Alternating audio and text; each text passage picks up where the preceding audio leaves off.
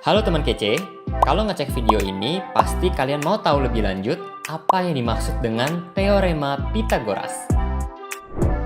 Sebelum mulai, kita dengerin cerita dulu ya tentang asal-usul Teorema Pitagoras. Ternyata Teorema Pitagoras sudah ditemukan dan dibuktikan sejak lama sekali. Menurut catatan sejarah, di antara tahun 1900 hingga 1600 sebelum Masehi, suku Babilonia sudah berhasil menemukan 3 kombinasi angka triple Pitagoras. Mereka mencatat penemuan itu di 4 prasasti yang ditemukan di daerah Irak. Setelahnya, teorema ini juga ditemukan secara terpisah oleh bangsa Mesir, India, dan China kuno juga loh. Wah, kenapa ya orang-orang zaman dulu perlu tahu teorema Pitagoras? Oh, ternyata karena memang banyak kegunaannya dalam kehidupan sehari-hari. Misalnya, untuk menghitung luas lahan untuk keperluan pajak atau warisan, atau membangun piramida dan kanal air. Tapi kan Pitagoras orang Yunani. Kenapa teoremanya bukan atas nama orang Babilonia ya? Ya, Pitagoras memang seorang filsuf dan matematikawan asal Yunani yang hidup sekitar tahun 600-an sebelum Masehi. Ia dilahirkan ratusan tahun setelah adanya prasasti peninggalan suku Babilonia itu. Tapi memang, Pitagoras yang pertama mengenalkan teorema ini ke masyarakat Yunani dan membuatnya terkenal di seluruh dunia. Karena itu, sekarang semua orang mengetahuinya dengan nama Teorema Pitagoras, walaupun bukan ia yang pertama kali menemukannya. Nah, sekarang kita bahas ya teoremanya di seri video Serba Tahu kali ini. Apa yang dimaksud dengan Teorema Pitagoras? Teorema Pitagoras menggambarkan hubungan antara panjang sisi-sisi segitiga siku-siku.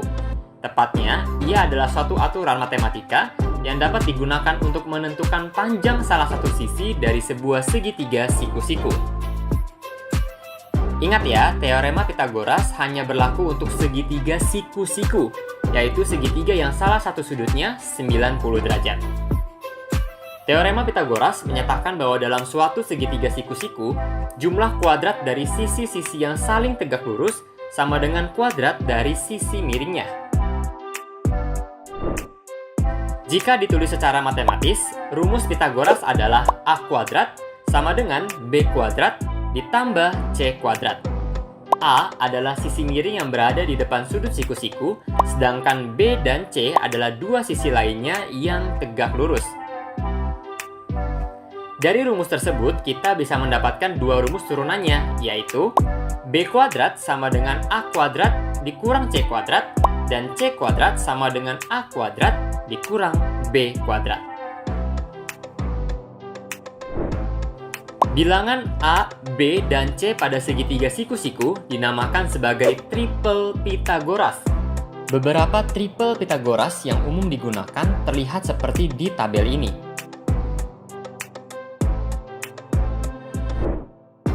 Supaya lebih paham, yuk kita latihan soal. Berapakah panjang sisi miring segitiga siku-siku berikut ini? Sisi yang ditanyakan adalah sisi miring. Kita misalkan sebagai A dan dua sisi lainnya sebagai B dan C. Sesuai teorema Pitagoras, kuadrat sisi miring atau A kuadrat sama dengan jumlah kuadrat dari sisi-sisi yang saling tegak lurus, yaitu B kuadrat ditambah C kuadrat. Bisa kita tulis A kuadrat sama dengan B kuadrat tambah C kuadrat. Kemudian, kita masukkan nilai dari B dan C yang sudah diketahui, menjadi A kuadrat sama dengan 5 kuadrat tambah 12 kuadrat. A kuadrat sama dengan 25 tambah 144. A kuadrat sama dengan 169. Berarti A sama dengan akar dari 169. A sama dengan 13. Jadi, panjang sisi miring segitiga tersebut adalah 13. Mudah kan?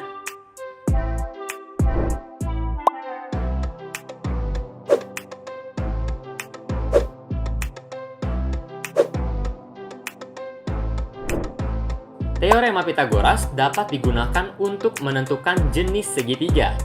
Ada apa aja ya jenis segitiga? Yap, betul. Ada segitiga lancip yang semua sudutnya kurang dari 90 derajat, segitiga tumpul yang salah satu sudutnya di antara 90 derajat sampai 180 derajat, dan segitiga siku-siku yang salah satu sudutnya 90 derajat. Jika diketahui panjang 3 sisi segitiga, maka dapat kita misalkan sisi miring atau sisi terpanjang dari segitiga adalah A, dan 2 sisi lainnya adalah B dan C. Segitiga termasuk pertama, jenis segitiga lancip jika A kuadrat kurang dari B kuadrat tambah C kuadrat.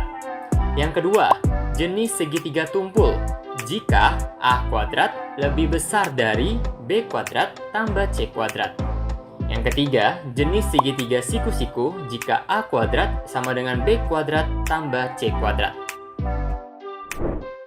Pitagoras juga dapat digunakan untuk menghitung tinggi segitiga, jajar genjang, trapesium, atau menghitung diagonal pada layang-layang dan belah ketupat.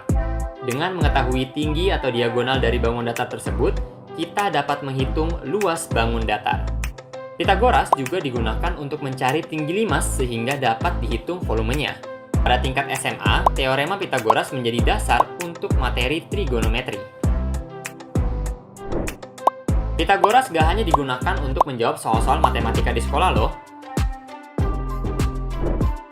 Seorang arsitek dapat menggunakan Pitagoras untuk menghitung kemiringan atap rumah, memasang lantai rumah di lahan yang miring, memastikan 2 dinding membentuk sudut siku-siku, atau menghitung panjang tangga menuju lantai 2. Pengrajin kayu juga menggunakan Pitagoras untuk membuat kusen pintu dan jendela, meja, atau bingkai agar benar-benar membentuk sudut siku-siku.